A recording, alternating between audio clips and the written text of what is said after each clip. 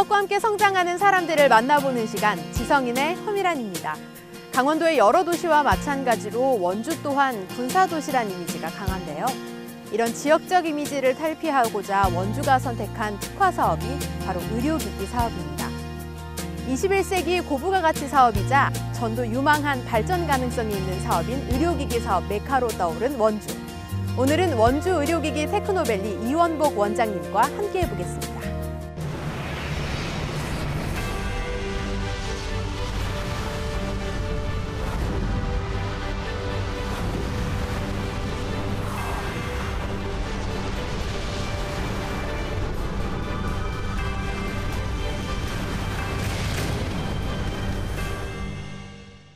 네, 원장님 안녕하세요. 네, 안녕하세요. 네. 우선 CJ 일로비전 지성인 시청자 여러분들께 간단한 소개 말씀 부탁드리겠습니다. 예, CJ 일로비전 시청자 여러분 안녕하십니까? 저는 원주 의료기기 테크노밸리 원장 이원복입니다. 여기까지 멀리 와주셔서 고맙습니다. 네, 아니 오면서 보니까 상당한 부지에 계속해서 공사가 이뤄지고 있더라고요. 예. 언제쯤 이 공사가 전체적으로 마무리가 될지부터 좀 궁금한데 어떤가요? 이곳은 이제 기업도시라는 이름으로 조성이 되고 있는데 지금 총 규모가 160만 평 정도가 됩니다. 그 안에 이제 산업용지가 25만 평, 기타가 상가, 아파트 뭐 이런 등등이 들어오게 되겠죠. 하나의 도시를 만드는 겁니다. 도시를 만든다는 게 그렇게 뭐 하루아침에 되는 건 아니고 제가 추측컨대는 한 5, 6년 이상 걸리지 않겠어요. 다 입주되려면. 워낙에 큰 공사니까요. 예.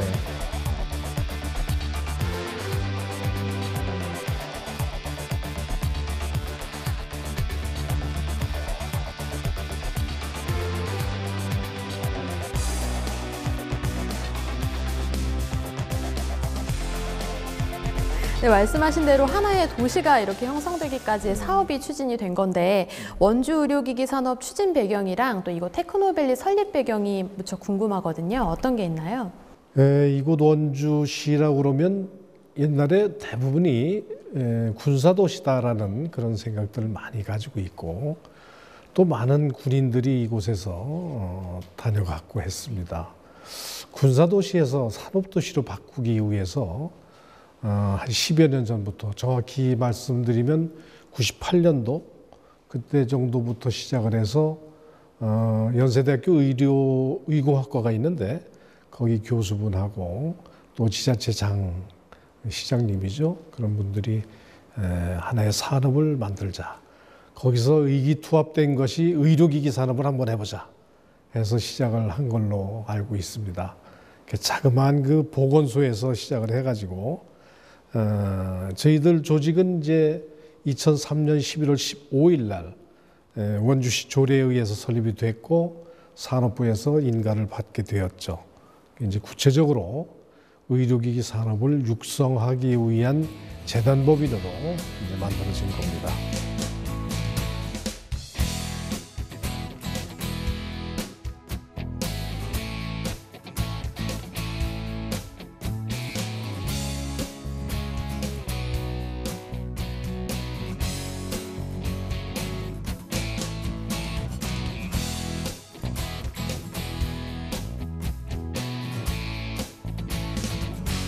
뭔가 큰 뜻을 품고 원주에서 새로운 의료 사업이 시작이 된 것 같은데요. 의료기기 종합지원센터에 대해서 궁금해하시는 분들이 참 많을 거예요. 좀 생소한 그 의미이기도 하고 또 테크노밸리가 어떤 역할을 하기 위해서 이곳 원주에 자리를 하게 됐는지 간단한 소개 말씀 부탁드립니다. 우리가 의료기기 테크노밸리가 만들어진 것은 연세대학교 원주 캠퍼스 안에 처음에 거기서 둥지를 틀었습니다. 2003년도부터 작년 7월까지 그쪽에서 일을 했고 의료기기 종합지원센터가 이곳에 이제 만들어진 것이 한 2, 3년 정도 공정을 거쳐가지고 작년 7월에 이사를 해서 9월에 준공식을 가진 바가 있습니다. 여기 규모가 총 스퀘어미터로 한 연면적 3만 2천 스퀘어미터 정도 되고 부지 면적은 3만 7천 스퀘어미터 그렇게 되어 있습니다. 총 10층 규모인데 4층까지는 저희 테크노밸리가 쓰고 있고 5층부터 10층까지는 임대 공장으로 활용을 하기 위해서 지어졌죠. 우리 테크노밸리의 역할이라고 그러면 당초에 목적된 대로 의료기기 산업을 육성하기 위해서 의료기기 기업들이 갖고 있는 여러 가지 어려움들이 있습니다만은 새로운 아이디어를 가지고 저희들한테 오면 그 의료기기에 대해서 디자인을 한다거나 설계를 한다거나 그리고 시제품 제작을 해서 의료기기는 이제 그 식품의약품안전처에 허가를 받아야 돼요. 인허가를 받아야 되기 때문에 그것을 하기 위한 인허가 지원이라든가 그리고 마케팅 지원까지 완스톱 서비스를 해주는 그런 그 역할로 지금까지 쭉 일관되게 하고 있죠.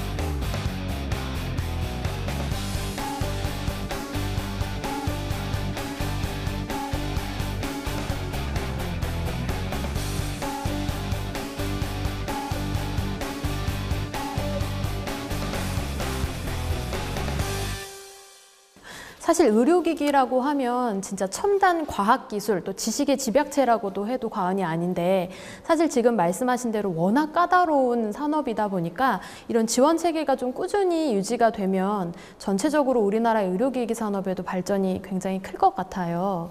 많은 그 사업체에서도 이곳을 찾으시나 봐요.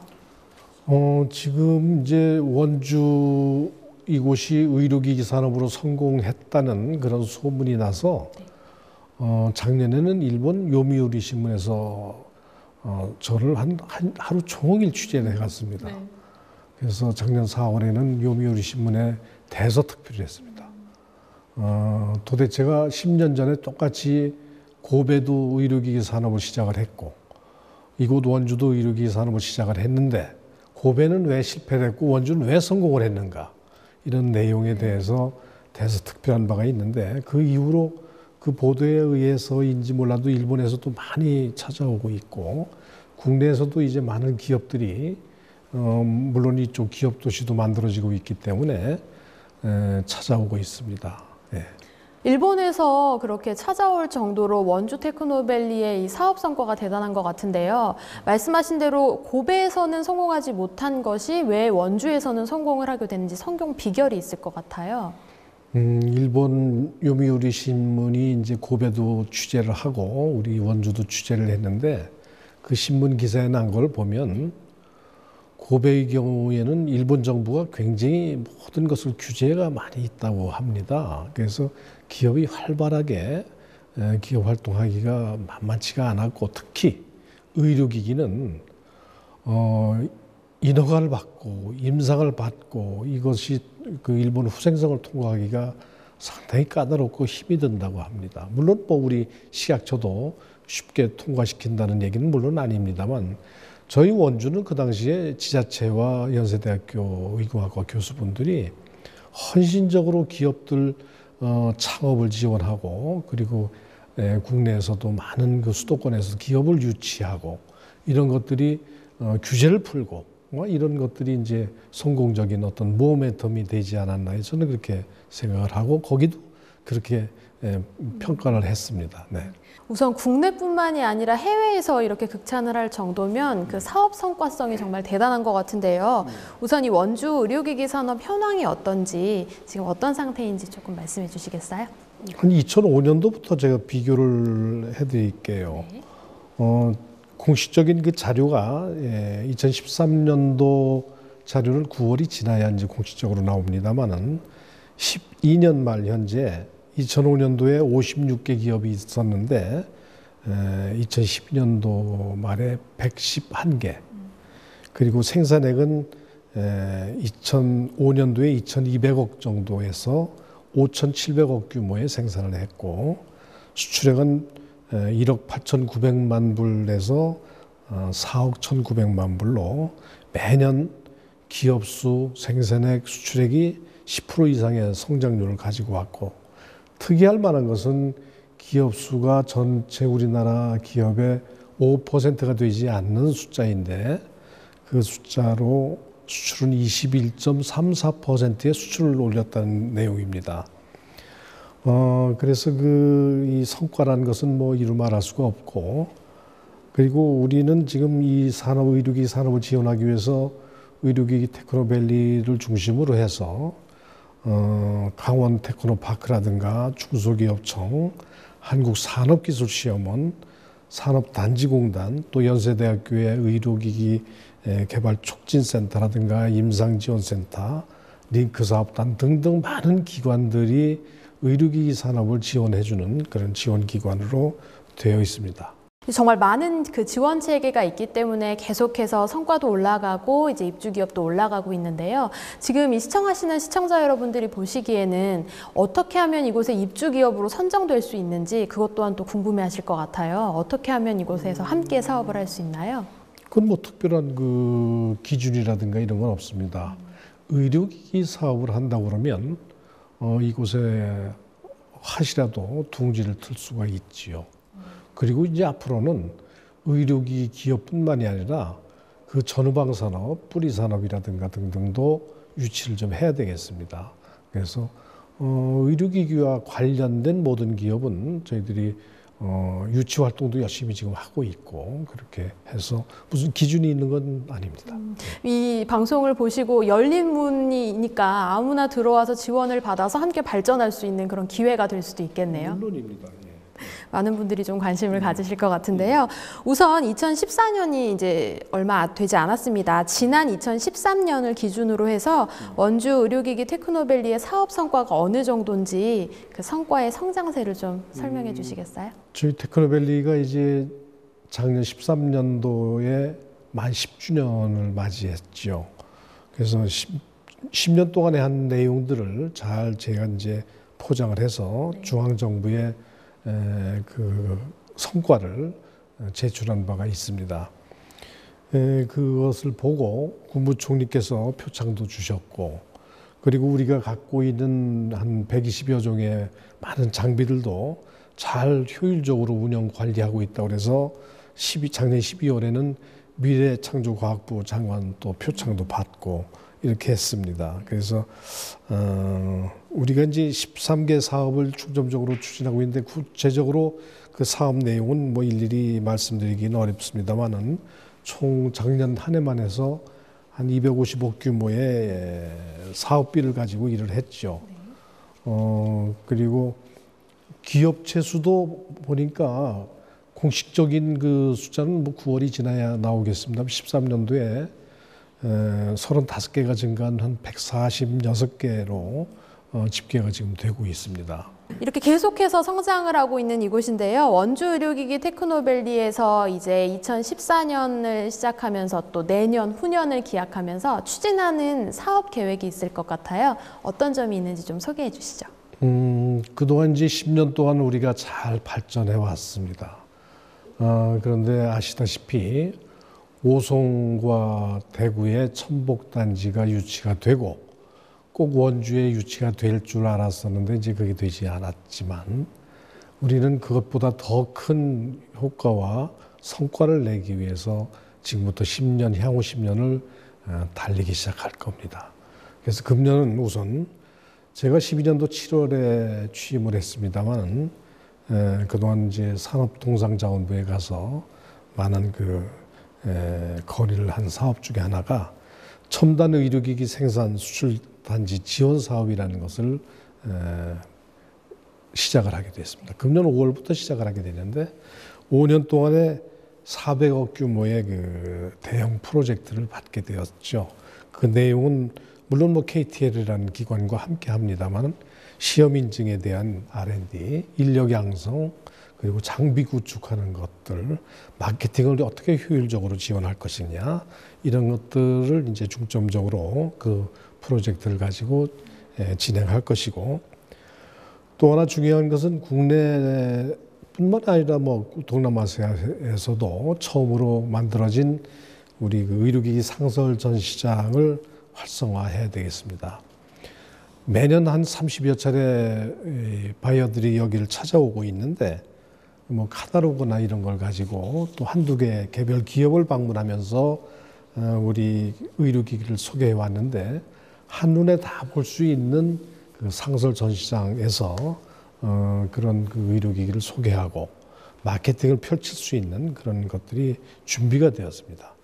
그래서 늘 그 상설전시장을 좀 더 많이 활용을 해야 되겠고, 특히 이번 4월 30날하고 5월 1일 날에는 코트라와 같이 해서 이곳 상설전시장에서 전 세계 한 70여 개사의 바이어들이 초청이 됩니다. 그곳에서 수출 상담회도 열릴 예정입니다.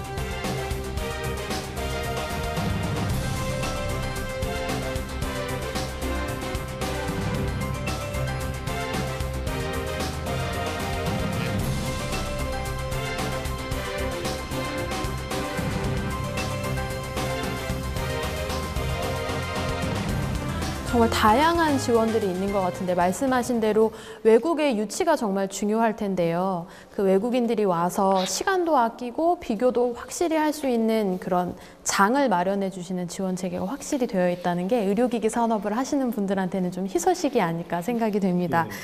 그리고 나서 의료기기 테크노밸리에서 역점을 두고 진행하는 사업 또한 따로 있을 것 같아요. 많은 사업들을 진행하고 계시니까 역점을 두는 사업은 어떤 게 있을까요? 지금 말씀드린 그런 사업뿐만 아니라 조금 아까 표에서 보셨는지 몰라도 세계 의료기기 시장의 3위가 미국이 1등, 일본이 2등, 3위가 독일입니다.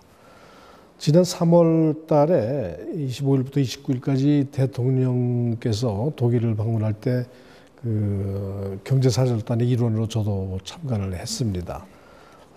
독일의 드레스덴에 가서 바이오섹손이라는 그 단체와 상호 협력 체결을 하고 왔는데, 그 내용은 이제 그 작센주에도 우리와 비슷한 의료기기 기업들, 기관들이 함께 이렇게 모여져 있습니다.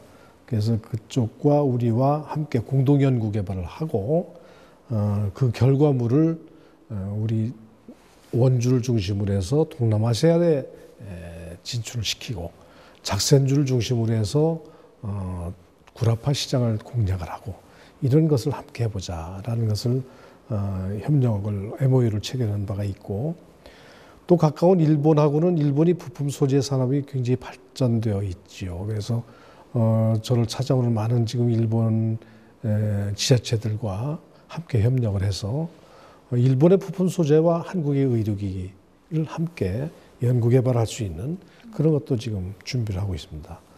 그리고 마지막으로 더 중요한 것 중에 하나가 있습니다.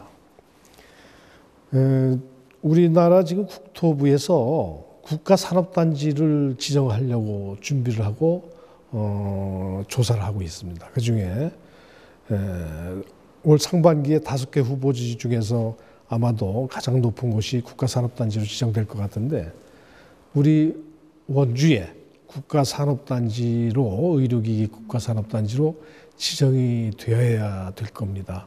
그것을 하기 위해서 우리 도와 시와 저희들이 아주 총력을 기울여서 지금 준비를 하고 있는데, 그게 되면 40여 년 전에 북평 그 국가산단이 조성이 되고 이것이 두 번째로 지정되는 상당히 고무적인 일이 되겠습니다. 그게 되고 나면 오송과 대구가 R&D 위주로 의료기기를 한다고 그러면 우리는 원주에서 생산과 수출을 전담하는 국가산업단지 중심의 그런 곳이 되겠죠. 네. 말씀하신 대로 그렇게 선정이 되면 이미 있는 지역에서의 산업보다 조금은 특화된 의료기기 산업이 원주에서 실행이 될 것 같은데요. 이러려면 정말 많은 그 나라에서의 지원과 또 국민 여러분들의 관심이 필요할 거란 생각이 듭니다. 우선 그 의료기기 산업은 고령화 사회가 되어가면서 점점 각광을 받는, 그리고 모든 기술이 융합되어 있는 그런 그 산업입니다. 그래서 우리나라에서 뿐만이 아니라 모든 세계 각국이 성장 동력 산업으로 지정을 하고 총력을 기울이고 있습니다. 우리나라도 물론 산업부와 보건복지부가 의료기기 산업에 상당히 관심을 갖고 많은 예산도 투입을 하고 있습니다. 말씀하신 대로 전체적으로 이 고령화 사회로 접어들면서 의료기기 시장에 또 새로운 패러다임이 형성이 되고 있는데요. 네. 세계 의료기기 시장의 전망이 어떤지 좀 궁금하거든요. 지금 뭐 말씀하신 대로 바로 고령화 시대, 그리고 웰빙에 대한 욕구 뭐 등등 해서 의료기기 시장은 뭐 꾸준히 증가를 해왔고 자료에 의하면 4,300억 불 규모의 지금 현재 시장이 한 6.4%의 성장률로 계속 갈 것이다 라는 그 전망을 가지고 있습니다. 네. 그렇다 보면은 고령화 시대에서 의료기기 산업이 정말 빠질 수 없는 산업이다 보니 첨단 기술이 집약되어 있기도 하고 고부가가치 창출이 정말 제대로 될 수 있는 산업이 아닐까 싶거든요. 네, 그렇죠. 특히 이제 의료기기 산업이 그 ICT 산업과 접목이 돼서 기계, 전기, 전자, 금속 모든 그런 기술들이 융합이 된 그런 것입니다. 더더구나 우리 인체와 관련된 것이기 때문에 더욱 결과물이 의료기기들이 까다로운 그 시장 진출의 절차도 물론 나와 있습니다. 각 국가별로 자기네들이 가지고 있는 의료기기 기술 기준을 가지고 시장 진입을 엄격히 다 규제하고 있기 때문에 그런 것을 다 돌파해서 세계 시장으로 뻗어나가야 되겠죠. 네. 그렇게 해서 세계 시장으로 뻗어나간다면 우리나라의 새로운 고부가가치 창출이 가능한 거겠네요. 물론이죠. 네. 아직까지 이쪽에 들어와 보지 않으신 분들은 공사가 이제 끝나지 않았기 때문에 뭐 하는 곳인가 궁금해 하셨을 텐데 오늘 방송을 통해서 조금은 아셨을 것 같아요. 마지막으로 원장님으로서 이 지역민들에게 또 도민들, 우리나라 국민들 모두에게 원주 테크노벨, 의료기기 테크노밸리가 어떤 곳인지 마지막으로 소개해 주시거나 당부의 말씀 드릴 게 있다면 어떤 게 있을까요? 우리 강원도 원주 시민 여러분들께서는 오송구와 대구에 그 당시 이제 그 복합단지, 의료기기 복합단지를 빼앗겼다고 생각을 하시고 계신데, 절대 그럴 거 없습니다. 이제부터 우리가 이제 국가산업단지가 지정이 되고, 그것을 중심으로 해서 우리나라 수출의 지금은 21%입니다만 한 50% 이상을 차지할 수 있는 그런 그 의료기기 산업의 정말로 메카가 될 것입니다. 그 기업 유치도 열심히 더 할 것이고 새로운 창업도 준비하고 해서 대한민국의 명실공히 의료기기 산업의 어떤 그 중심축이 될 수 있도록 열심히 하겠습니다. 많은 도민 시민 여러분 관심을 가져주시기 바랍니다. 감사합니다.